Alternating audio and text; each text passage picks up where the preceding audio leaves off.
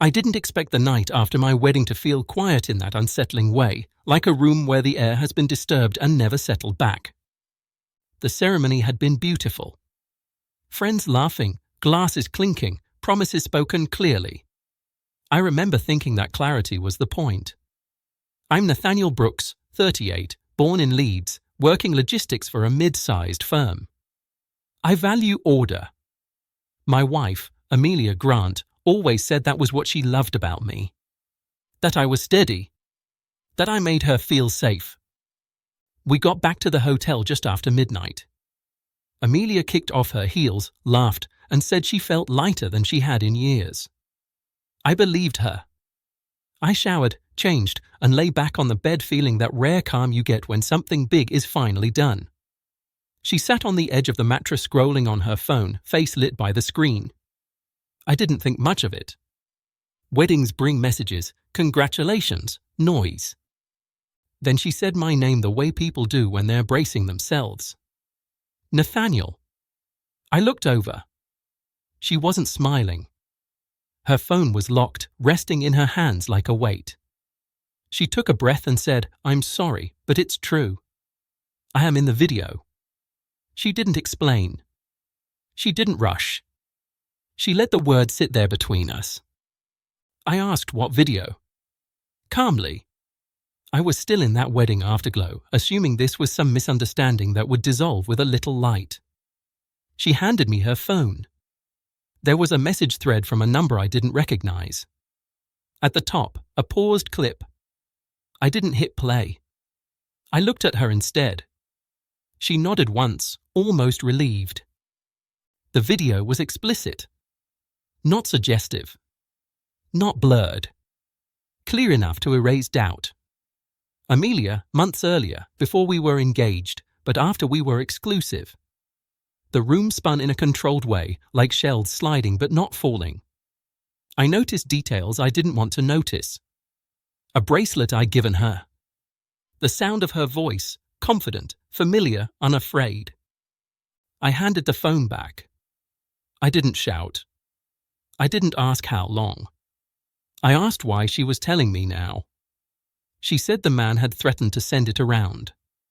Said she wanted to start our marriage without lies. She said it didn't mean anything. That it was a mistake. That she chose me. That's when the clarity arrived. Not anger. Not heartbreak. Understanding.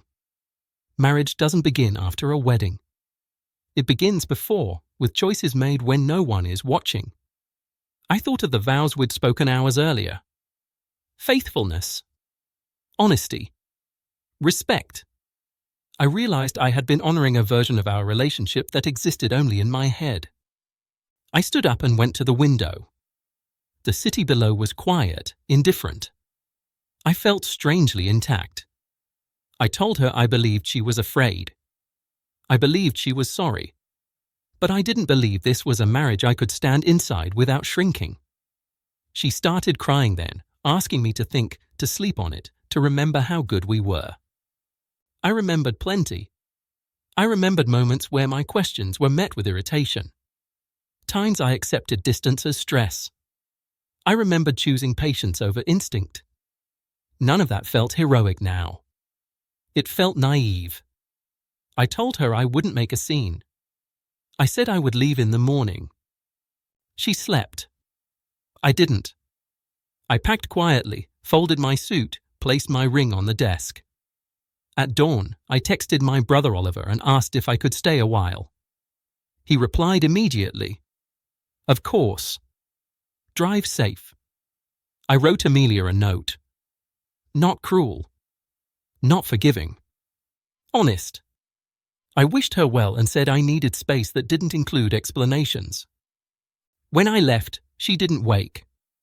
The corridor smelled like cleaning solution and yesterday's flowers. In the car, I expected grief to crash into me. It didn't. There was loss, yes, but also relief. I wasn't negotiating my self-respect. I wasn't arguing with evidence. I was simply choosing not to continue. By afternoon, messages started coming. Friends confused. Family stunned. Amelia sent long texts, then short ones. She said the video would disappear. She said she'd do therapy. She said love should be bigger than one mistake. I read them all. I replied to none. Silence isn't punishment. Sometimes it's the only honest answer. Weeks passed. Paperwork followed. The wedding photo stayed unopened. I returned gifts with thank you notes I didn't write myself. At work, I focused on systems and schedules. Order returned, not because I forced it, but because I stopped pretending. People asked if I hated her. I didn't. Hate requires attachment.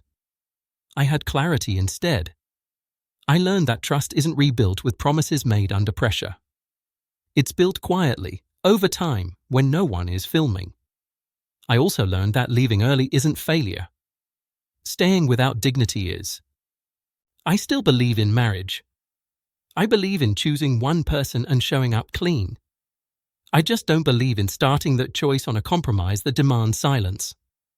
The night after the wedding taught me that truth doesn't wait for convenient timing.